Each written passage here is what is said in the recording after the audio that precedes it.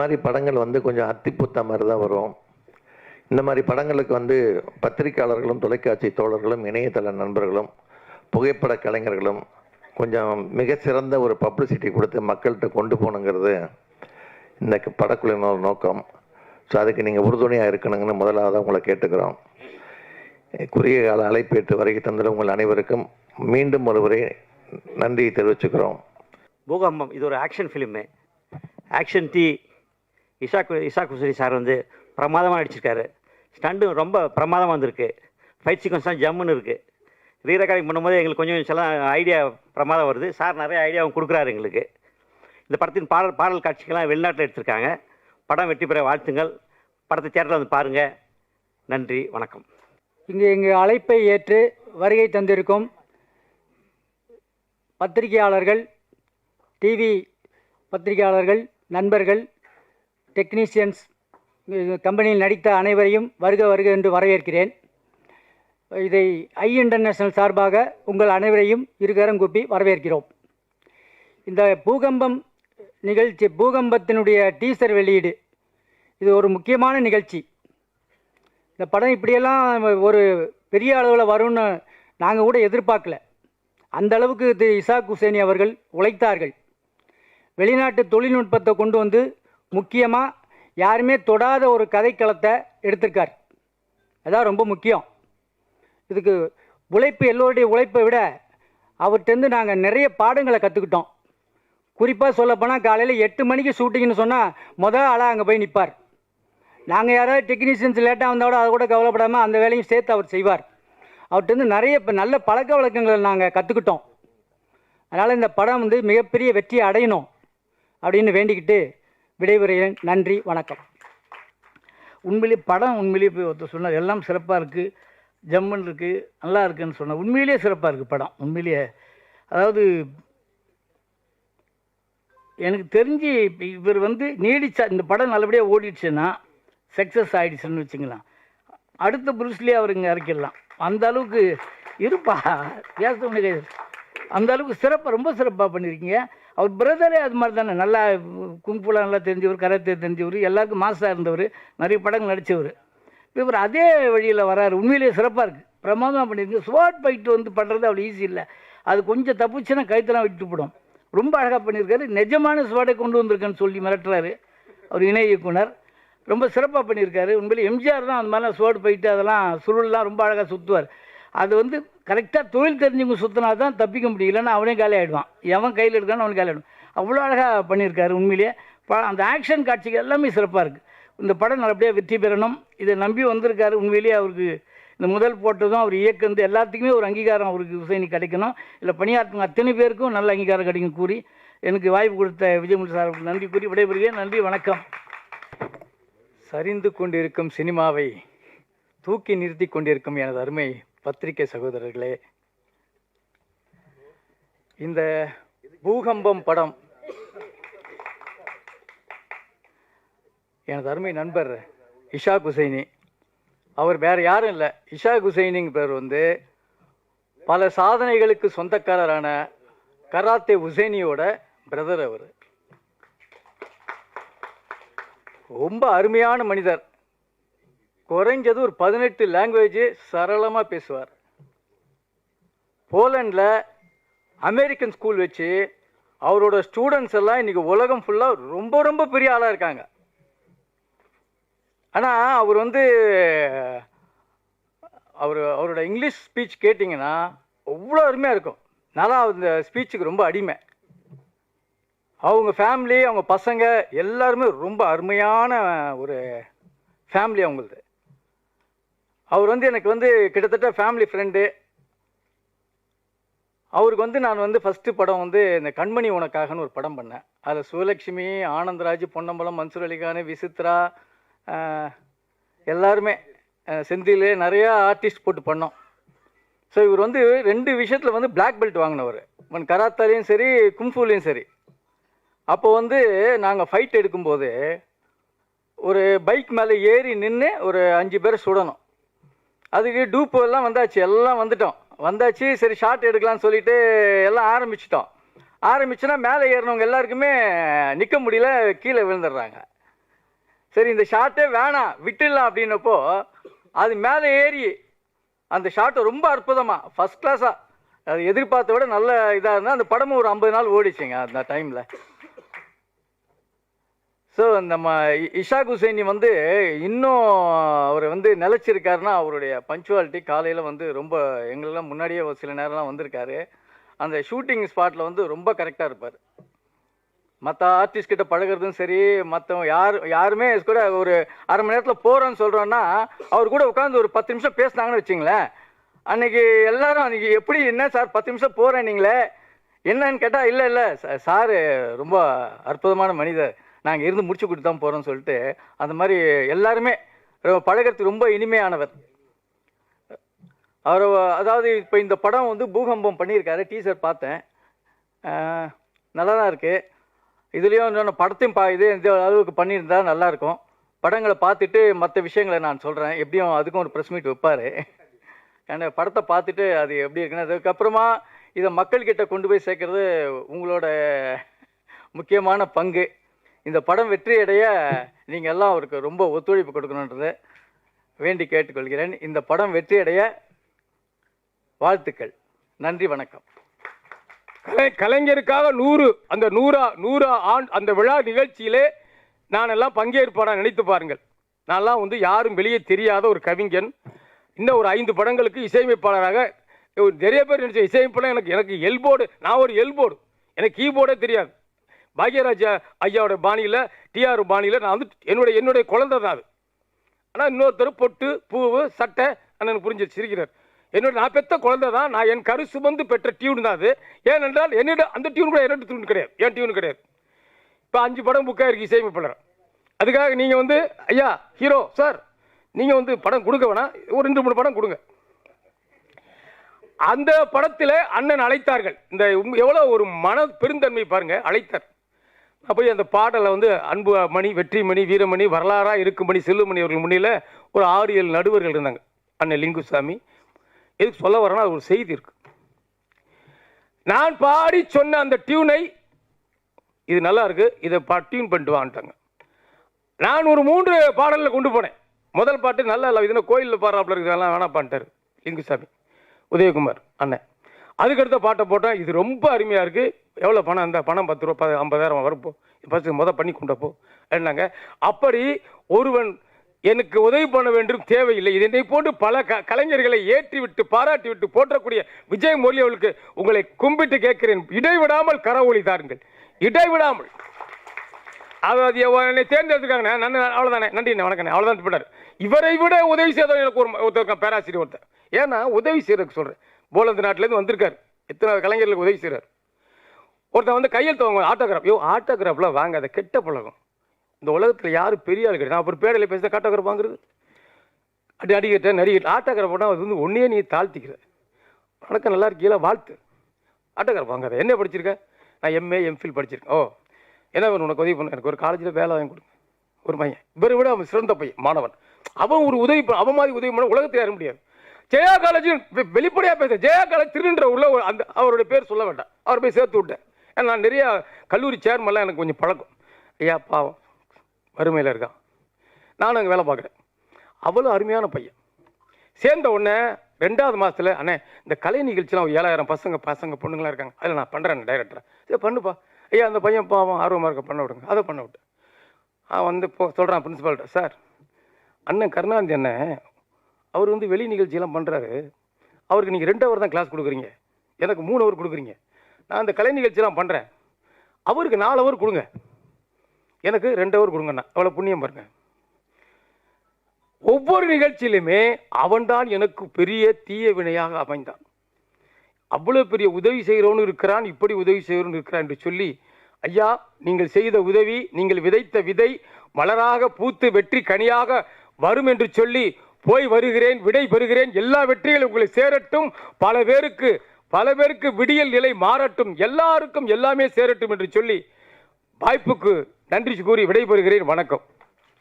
வணக்கங்க. நான் படம் பார்த்தேன், அவர் அருமையாக ஃபைட் பண்ணியிருக்காரு. நிச்சயமாக ஒரு நம்ம ப்ரூஸ்லி மாதிரி ஃபீல் பண்ணுறேன் நான் அவரை. இந்த படம் வெற்றி பெறணும், எல்லோரும் வாழ்த்துறாங்க. இங்கே இங்கு வருகை தந்திருக்கும் என்னுடைய நான் பெரிதும் மதிக்கிற பத்திரிகை நண்பர்கள், இது வெளிநாட்டில் பார்த்தீங்கன்னா எப்போவுமே பத்திரிகை நண்பர்கள் வரும்போது அவங்க என்ன வேணால் கேட்பாங்க. யாருமே அதுக்கு கோபப்படுறதோ வருத்தப்படுறதோ பண்ண மாட்டாங்க. முடிஞ்ச அளவுக்கு பதில் சொல்லுவாங்க. அதனால் அது ஒன்று சொல்லிட்டு, இந்த படத்துடைய முக்கியமான சில விஷயங்களை நான் உங்களுக்கு சொல்லணும்னு நினைக்கிறேன். அதுக்கு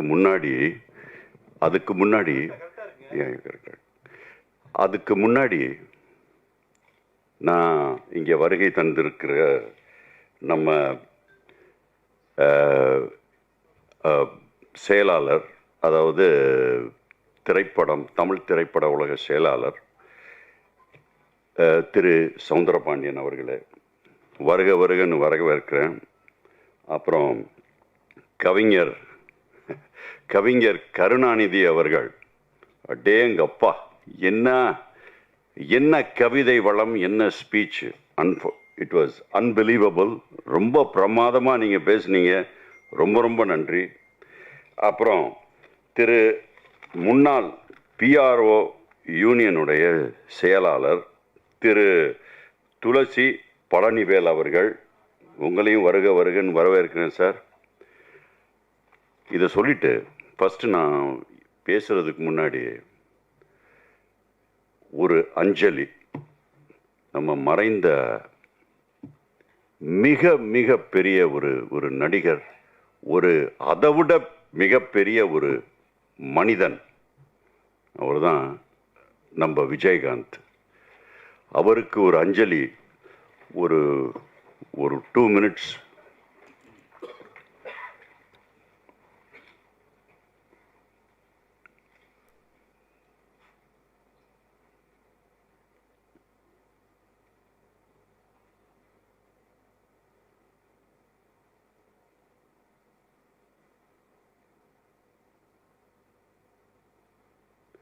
Thank you very much. அவரை பற்றி நான் பெருசாக பேசுகிறதுக்கு எல்லாரும் பேசிட்டாங்க. பெருசாக என்னால் அதுக்கு மேலே எதுவும் என்னுடைய ஒரு இதனால என்னால் எதுவும் பேச முடியாது. அந்தளவுக்கு he was a great man.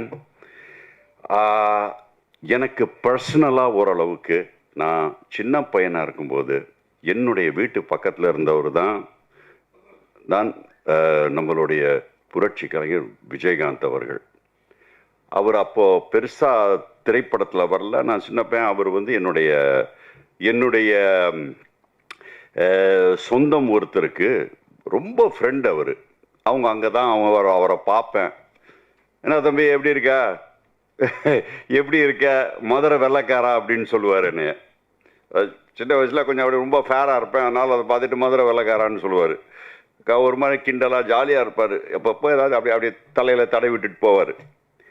அப்புறம் நான் படம் பண்ணும்போது கண்மணி உனக்கான ஒரு படம் பண்ணும்போது நான் அவரை பார்த்து, அப்போ அவர் தான் தலைவர், நான் அவரை போய் பார்த்து வீட்டில் அப்படி போய் வெளியே போய் அப்படி நின்றுருந்தேன். அவர் அப்படி பார்த்து வாங்க தம்பி உள்ள அப்படின்னு அவரே கூப்பிட்டார். நிறைய பேர் உட்காந்துருந்தாங்க. கூப்பிட்டு என்கிட்ட சொன்னார். நான் சொன்னேன், சார் என்ன ஞாபகம் இருக்கா அப்படின்னு கேட்டேன். அவர் அப்படியா அப்படின்னு அப்படி யோசிச்சார். இப்போ நான் சொன்னேன், நான் ஷிஹான் ஹுசைனியோட தம்பி. ஓ, நம்ம மதுரைக்காரமா அப்படின்னு சொல்லிட்டு, படம் பண்ணுறியாப்பா, வெரி குட் அப்படின்னு சொன்னார். நீங்கள் தான் அடிதடி ஆக்ஷன்லாம் சின்ன வயசுலேருந்தே பண்ணிகிட்டே இருப்பீங்களே, அந்த மாதிரி நல்ல ஆக்ஷன் பண்ணுப்பா படத்தில் அப்படின்னாரு. நான் சொன்னேன், உங்களுடைய இன்ஸ்பிரேஷனில் தான் சார் நான் ஆக்ஷன்லாம் பண்ணுறேன் படத்தில். இல்லை, இந்த படத்தில் நல்லா பண்ணியிருக்கேன் சார் ஆக்ஷன், நீங்கள் தயவுசெய்து படத்தை பாருங்கள் அப்படின்னேன். அவர் சொன்னார், எங்கேயோ ஒரு இதுக்கு போகிறேன், நான் கண்டிப்பாக உன் படத்தை நான் கண்டிப்பாக பார்ப்பேன் அப்படின்னு சொன்னார். பார்த்துட்டு என்னை தேடி கண்டுபிடிச்சி, என் ஃபோன் நம்பர் கூட அவர்கிட்ட இல்லை. அப்புறம் ஒரு மௌனம் ரவி அவர்கள்ட்ட கேட்டு என்னோடய ஃபோன் நம்பர் வாங்கி எனக்கு கூப்பிட்டு, தம்பி பிரமாதமாக ஆக்ஷன் பண்ணுறப்பா, ஆக்ஷன் படமாக பண்ணு அப்படின்னு சொன்னார். அதெல்லாம் அந்த காலம் அதை யோசிக்கும் போது ரொம்ப மனசுக்கு வருத்தமாக இருக்குது. அவருடைய ஃபேமிலிக்கு என்னுடைய இரங்கல்கள். அவங்களுடைய வருத்தத்தில் நான் ரொம்ப உண்மையிலே எனக்கு வந்து மனசளவில் எனக்கு ரொம்ப அதை கேட்டவுடனே நான் வெளிநாட்டில் இருந்தேன். எனக்கு ரொம்ப மனசுக்கு ரொம்ப கஷ்டமாக இருந்தது. அதனால் அதைத்தான் நான் முக்கியமாக அதை சொல்லிவிட்டு அதுக்கப்புறம் நான் மற்ற விஷயங்களுக்கு போகிறேன். ஸோ இப்போது படத்தை பற்றி கொஞ்சோண்டு சில விஷயங்கள் சொல்கிறேன். நான் வந்து வெளிநாட்டில் படித்து வளர்ந்து நான் நிறைய அமெரிக்கன் ஸ்கூல்ஸ் எல்லாம் வச்சுருக்கேன். பட் நான் படிப்பில் எப்போவுமே கொஞ்சம் நல்லா படிப்பேன். நல்ல படிப்பை வந்து எஜுகேஷனை ரொம்ப முக்கியத்துவம் கொடுக்குறவன். ஆனால் எனக்கு எப்போவுமே ஒரு ஆசை, பிகாஸ் உடம்பை கரெக்டாக வச்சுக்கணும். அது மாதிரி சின்ன வயசுலேருந்தே நான் என் பிரதர் எல்லாருமே வந்து மார்ஷல் ஆர்ட்ஸ், அதில் இங்கே தமிழ்நாட்டிலே வந்து அதை பெருசாக உள்ளே கொண்டு வந்தவங்க நாங்கள் தான் அந்த மார்ஷல் ஆர்ட்ஸை உள்ளே கொண்டு வந்தோம். அதாவது இஷின்ரியோ கராட்டே, இன்டர்நேஷ்னல் கராட்டே, அப்புறம் வெளிநாடுகளில் போய் ட்ரெயின் பண்ணிவிட்டு அங்கே போய் காம்படிஷன் பண்ணுறது. நான் வந்து இந்த வாள், இந்த டோன்ஃபா, இந்த மாதிரி சில வெப்பன்ஸ்லேயும் நான் ஒரு ஸ்பெஷலிஸ்ட்டு. சின்ன வயசுலேருந்து அது பண்ணதுங்க. அதனால் இந்த மாதிரி சும்மா சுற்றுறது வந்து யாராச்சும் போய்த்து யாராச்சும் வாள் எடுத்துகிட்டு இவர் சொல்கிறாரு உண்மையான வாள் அப்படின்னு, அதை எடுத்து தயவுசெய்து ட்ரை பண்ணாதீங்க. It's not correct. டக்குன்னு நீங்கள் வெட்டினா இட் வில் பி டேஞ்சரஸ். அது பண்ணாதீங்க. அது ட்ரையும் பண்ணக்கூடாது. ஸோ அது சொல்லிவிட்டு இப்போ இந்த படத்தோட சில விஷயங்கள் சார். நான் முதல்ல என்னன்னா, த மோஸ்ட் இம்பார்ட்டன்ட் திங், நான் என்ன எப்போவுமே நினைப்பேன்னா, நான் நிறைய படங்களை பார்ப்பேன், நான் நடிப்பேன். ஆனால் எனக்கு ஒன்று பட்டுட்டே இருந்தது, ஏன் கதையில் வந்து முக்கியத்துவம் கொடுக்க மாட்டேங்கிறாங்க. கதையை டக்குன்னு ஒரு 5 நாளில் 10 நாளில் ஒரு ஓகே ஒரு வருஷம் கூட வச்சுக்கோங்களேன், டக்குன்னு கதையை முடிச்சுட்டு கதைக்கு இது பண்ணாமல் பிரம்மாண்டம் அது இது எல்லாமே பண்ணால், ஆனால் கடைசியாக நிற்கிற ஒரே ஒரு விஷயம், செலவு கம்மியாக ஆகிற பட் கடைசியில் நிற்கிற ஒரே ஒரு விஷயம் வந்து கதை அப்படின்றது எனக்கு ரொம்ப ஆழமாக நான் எப்பவுமே நான் நிறைய படிப்பேன். அதனால் நான் யோசிப்பேன், என்ன கதைக்கு மட்டும் வேல்யூவே கொடுக்க மாட்டேங்கிறாங்களே அப்படின்னு நான் ஃபீல் பண்ணுவேன். அது யாரையுமே பர்டிகுலராக நான் சொல்ல. ஸோ நான் பண்ண ஒரு விஷயம், கதையைத்தான் நான் வந்து ரொம்ப முக்கியத்துவம் கொடுத்தேன். நீங்கள் இந்த படத்தை பார்த்தீங்கன்னா, when you watch the movie, உங்களுக்கு ஒன்று படம் கதை கதை கதை திரைக்கதை. இதைத்தான் ஹவு ஒரு நாட்டு போட்டு நாட்டை அவுக்கணும், நாட்டு போட்டு நாட்டை அவுக்கணும். அதாவது நான் வெளிநாட்டு பட இலாக்காவோட நான் சில அமெரிக்கன்ஸு நல்ல ரைட்டர்ஸ், சில அமெரிக்கன்ஸ், சில போலிஷ் எல்லாரையும் உட்கார வச்சு நான் முத இந்த படத்தோடைய ஒரு நாட் சொன்னாங்க. வாவ், இட்ஸ் வெரி நைஸ், நல்லா இருக்கு, வித்தியாசமாக இருக்குன்னாங்க. அப்புறம் நான் திரைக்கதை நானே எழுதி அவங்ககிட்ட காமிக்கும்போது, நான் சொன்ன ஒவ்வொரு சீனையும் இந்த சீனை தூக்குங்களேன் அப்படின்றாங்க. இதை எதுக்குங்க தூக்கணும், அது தூக்கணுங்களேன் அப்படின்றாங்க. தூக்கணும்னு பார்த்தா அந்த கதை அப்படியே தான் இருக்குது, ஒன்றும் மாறலை. சொன்னாங்க, பாருங்கள் இப்போ எதுக்கு இந்த சீனை வைக்கிறீங்க. ஸோ அவ்வளவு ஸ்மார்ட்டாக யோசிக்கிறாங்க அவங்க. இந்த சீனை எடுங்களேன், இதுவும் ஒன்றும் ஆகாது படத்துக்குன்றாங்க, அந்த சீனை எடுக்கிறது. அப்புறம் அவங்க லேசாக சில மாற்றங்கள் சொல்லுவாங்க. அதெல்லாம் நம்ம பார்க்கும்போது உண்மையிலே நான் நினச்சேன், நான் பெரிய அறிவாளி, நான் எழுதுனது ரொம்ப நல்லா இருக்குது அப்படின்னு நினச்சேன். ஆனால் அவங்க சொல்லும்போது அவங்க ஒவ்வொன்றா எடுத்து இதை குப்பையில் போடுங்க, இதை குப்பையில் போடுங்கன்னு நமக்கே ஒரு மாதிரி, என்னடா இது இவர் இப்படி சொல்கிறாங்க நம்மளை. ஆனால் அதுக்கப்புறம் வர்றது தான் உண்மையான கதைங்க. அதாவது 10 பேர் நினச்சி இது எதுக்கு நீங்கள் வைக்கிறீங்க, அதாவது தேவையில்லாத சீனை வைக்கவே கூடாது படத்தில். கோ வித் த ஃப்ளோ, அதாவது எதை நீங்கள் பிடிக்கிறீங்களோ அதை பிடிச்சிட்டே போயிருங்க அப்படின்னு சொன்னாங்க. சும்மா இங்கே போட்டு இது கமர்ஷியல் இல்லை சார், இது கொஞ்சம் கமர்ஷியல், அதெல்லாம் பண்ணாதீங்க சார், கதையோடு வரட்டும் அப்படின்னு சொல்கிறாங்க. ஸோ அந்த ஒரு மேட்டரை நான் ஃபாலோ பண்ணேன்.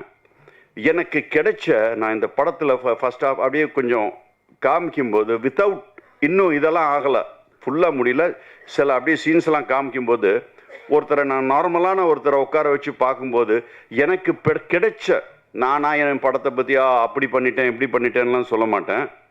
பட் எனக்கு கிடைச்ச ஒரே ஒரு பெரிய காம்ப்ளிமெண்ட் நான் எதுன்னு நினைக்கிறேன் தெரியுமா சார், அவங்க வந்து ஆஹா உங்கள் படம் நல்லா இருக்கு, ஓஹோ உங்கள் படம் அப்படிலாம் சொல்கிறத நான் விரும்பவே மாட்டேன். ஆனால் என்ன சார் அது முடிஞ்சிருச்சா சார் என்று ஒருத்தர் 2-3 பேர் கேட்டாங்க. என்ன முடிஞ்சிருச்சா, ரொம்ப ஃபாஸ்ட் படம், ரொம்ப ஷார்ட்டா சார்? இல்லைங்க, படம் 2 hours 10 minutes, இன்னும் சில சீன்ஸ்லாம் எடுக்க வேண்டியது இருக்குது, 2 hours இருக்குது. இல்லை டக்குன்னு முடிஞ்ச மாதிரி இருந்தது அப்படின்னாங்க. அதுதான் எனக்கு compliment. That's what I consider as a compliment. இப்போ அந்த கதையில் இருக்கிற 3 விஷயங்கள் சார் டக்குன்னு சொல்லி முடிச்சிடுறேன், ரொம்ப டைம் எடுக்க விரும்பலை. இது லவ் வந்து கொஞ்சம் இருக்கணும் படத்தில், இல்லைன்னா அதில் வந்து ஒரு இது இருக்காது. அதுக்கு நான் ஒரே ஒரு வாசகம் சொல்லிடுறேன், இதில் நீங்கள் கேட்டிருப்பீங்க. நான் உன்னை காதலிக்கிறேன், உன் குழந்தைய வயிற்றில் சுமக்கிறேன், ஆனால் உன்னோட கல்யாணம் பண்ணி உன்னோட வாழ மாட்டேன். ஏன்னா அதை நீங்கள் you have to watch it in the movie. அதில் ஒரு வித்தியாசமான சில ட்விஸ்ட் வச்சுருப்பேன் காதல்லையும். இன்னொன்று வந்து 2வது வந்து அரசியல் சார். அதை நான் கொஞ்சம் சட்டாரிக்கலாம், அரசியல் நிறைய இருக்குது படத்தில். ஆனால் யாரையுமே டைரெக்டாக நான் தாக்க விரும்பலை, நான் தாக்கவும் இல்லை, எனக்கு அந்த தாக்கவும் பிடிக்காது. Because that's not my business. அது அது அது அந்த இதுக்குள்ளே நான் போகல. ஆனால் சட்டாயர் சிஸ்டத்தை சட்டாயர் பண்ணியிருப்பேன். அதாவது பிச்சையில் 3 ரகம். வந்து பேண்ட்டு சட்டையை கிழிச்சிட்டு ரோடாக சுற்றி எடுக்கிற பிச்சைக்காரங்களே நான் மதிக்கிறேன், அது நீங்கள் தயவுசெய்து மைண்டில் ஏற்றிடுங்க. பேண்ட்டு சட்டையை போட்டு கிழிச்சிட்டு ரோட்டில் எடுக்கிற பிச்சை. 2வது நம்ம தர்கா, கோயில், சர்ச்சுன்னு சொல்லி அதை பேஸ் பண்ணி எடுக்கிற கையேந்தி திருவோடியேந்தி எடுக்கிறது, அதில் கொஞ்சம் ஓரளவுக்கு வசூலாகும். ஆனால் இந்த 3வது பிச்சை இருக்கே, ரொம்ப சூப்பர் பிச்சை. 5 வருஷத்துக்கு ஒரு தடவை வந்து அம்மா தாயேன்னு சொல்கிறது, அதுக்கப்புறம் அவங்க நினச்சதெல்லாம் பண்ணுறது. இது வந்து இதை ஒரு சட்டாரிக்கெலாம் இதை வேறு மாதிரி நான் யூஸ் பண்ணியிருப்பேன் படத்தில். அதை நீங்கள் யூ கேன் வாட்ச் தட். இன்னொன்று வந்து அதுக்கு மேலே ஒரு அசிங்கமான ஒரு பிச்சை என்னென்னா, பிச்சைக்காரன்ட்டே பிச்சை வாங்கிறது. அது என்னென்னா, ஓட்டு கேட்க வர்ற பிச்சைக்காரன்ட்ட அவன்கிட்டயே காசு வாங்குறது. இது அதை விட வேர்ஸ்ட்டு.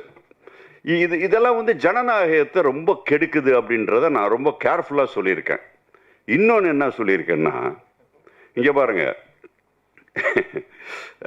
இன்னொரு விஷயம் நான் ரொம்ப யோசித்து சொல்லியிருக்கிறது என்னென்னா, சும்மா வந்து ஆளுக்கால் ஒன்று தலைவர்னு சொல்லி வந்து பேசுறது, மோனோலாக் அடிச்சுக்கிட்டே போகிறது. நாங்கள் இது பண்ணுவோம் அது பண்ணுவோம், நீங்கள்லாம் எனக்கு ஓட்டு போடுங்க. நாங்கள் உங்களுக்கு ஓட்டு போடணும்னா நாங்கள் உங்ககிட்ட கேள்வி கேட்கணும், நீங்கள் எனக்கு பதில் சொல்லணும். அதே மாதிரி பத்திரிகை நண்பர்கள், நீங்கள் வந்து கேள்வி கேட்டால் அவங்க ஒவ்வொரு கேள்விக்கும் பதில் சொல்கிறோங்க. What is your qualification? நீங்கள் என்னை ஆள போகிறீங்க, உங்களோட குவாலிஃபிகேஷன் என்ன? What are you? நீங்கள் யார் அப்படின்றது எங்களுக்கு தெரியணும். ஸோ அந்த இன்ட்ராக்ஷன் அதை நான் கொஞ்சம் பேஸ் பண்ணியிருப்பேன். இங்கே நீங்களாம் பேசிட்டு போகாதீங்க, எங்ககிட்டையும் கேளுங்க. இங்கே வந்து சில பத்திரிகை நண்பர்கள் கேட்பாங்க கேள்வி, அருமையான கேள்வியாக இருக்கும். நான் வெளிநாட்டில் உட்காந்து அப்படி பார்ப்பேன், என்னடா ஒரு கேள்வி கேட்பாங்க, பக்காவா ஆஹா இப்போ இப்போ நம்ம தலைவர் பதில் சொல்ல போறாருன்னு நான் நினைப்பேன். ஆனால் உடனே கோவப்படுவாங்க. ஒரு நல்ல கேள்வி பத்திரிகையாளர் கேட்டாங்கன்னா, நீ எந்த பத்திரிகைப்பா, நீ எங்கேருந்துப்பா வர்ற, நீ யாரியா, நீ உன் வீடு எங்கே இருக்கு, உன் பேர் என்ன, எந்த பத்திரிகை? இது வந்து எனக்கு வந்து ரொம்ப மனசுக்கு கஷ்டமாக இருக்கும் இது பார்க்கும்போது.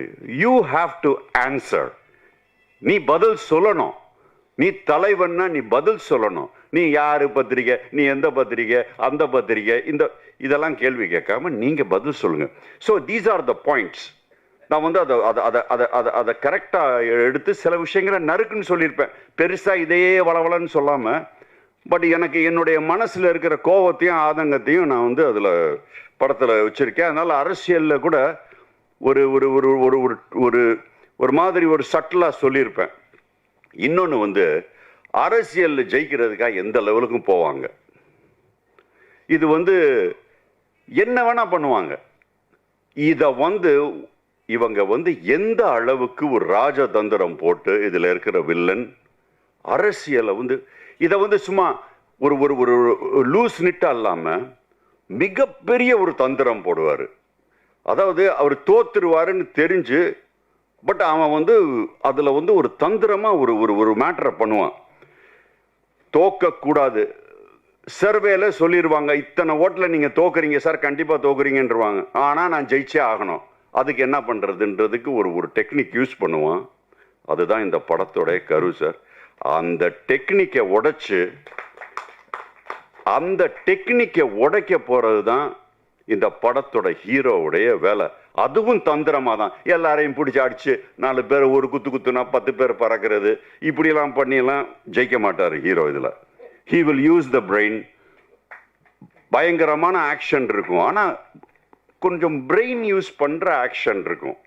அதாவது நம்ம வந்து ஒரு காரியத்தை இப்போ நீங்கள் லகான்னு ஒரு படம் பார்த்துருப்பீங்க, அதில் இவருக்கு இந்த திறமை இருக்குது, அவருக்கு அந்த திறமை இருக்குது, இவருக்கு இந்த திறமை இருக்குது, அதையெல்லாம் கூட்டி யூ பிரிங் ஆல் டுகெதர். அப்போ அந்த ஒரு பவர்ஃபுல்லான ஒரு எதிரியை நீங்கள் வந்து மீட் பண்ண முடியும். அதனால் கொஞ்சம் பிரெயினை யூஸ் பண்ண படம் இது.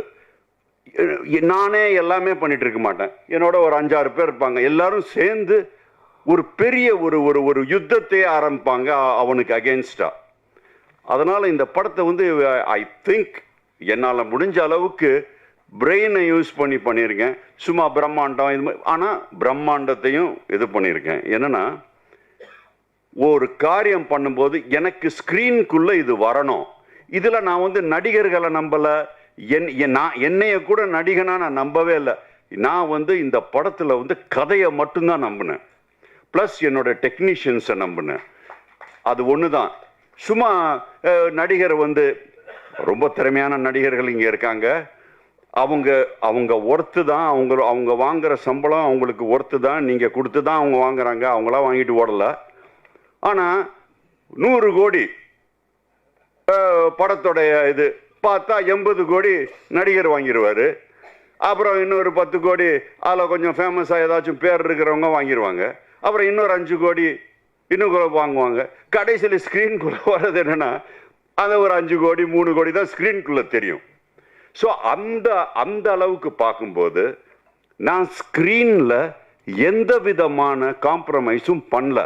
நீங்கள் அதாவது நான் செலவு பண்ண ஒவ்வொரு அமௌண்ட்டுமே நான் அந்த ஸ்க்ரீனுக்குள்ளே செலவு பண்ணியிருக்கேன்.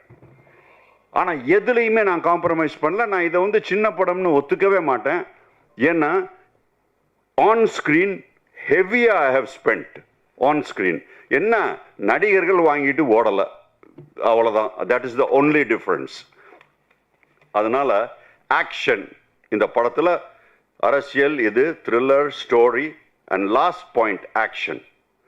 ஆக்ஷன் வந்து சார் அது வந்து எனக்கு அது வந்து சின்ன வயசுலேருந்து அது நீங்கள் பேனா பிடிக்கிற மாதிரி அது ஆயிடுச்சு. நான் ஸ்டார்ட் பண்ணது ஒரு 10 வயசில் கராட்டே இதெல்லாம் ஸ்டார்ட் பண்ணோம். அதே வேலையாக இருப்போம். காலையில் எழுந்திரிச்சோன்னா ஓடுறது, கிக் அடிக்கிறது, அது பண்ணுறது இது பண்ணுறதுன்னு ஒரே இதே தான் வேலையாக இருப்போம். ஸோ அந்த ஆக்ஷனை தயவுசெய்து ஒன்றே ஒன்று யூ கேன் பி ஷுவர், உங்களை டிசப்பாயிண்ட் பண்ணவே மாட்டேன். கண்டிப்பாக அது ரொம்ப பிரமாதமாகவே இருக்கும். இன்னொன்று என்னென்னா, நான் என்னுடைய ஸ்டண்ட் மாஸ்டர்ஸ்ட்டு சொல்லிட்டேன், அவங்க ரொம்ப திறமையானவங்க. ஒன்றுமே தெரியாதவங்களையும் பெரிய ஆக்ஷன் ஹீரோ மாதிரி காமிக்கிறது அவங்க ரொம்ப திறமையானவங்க.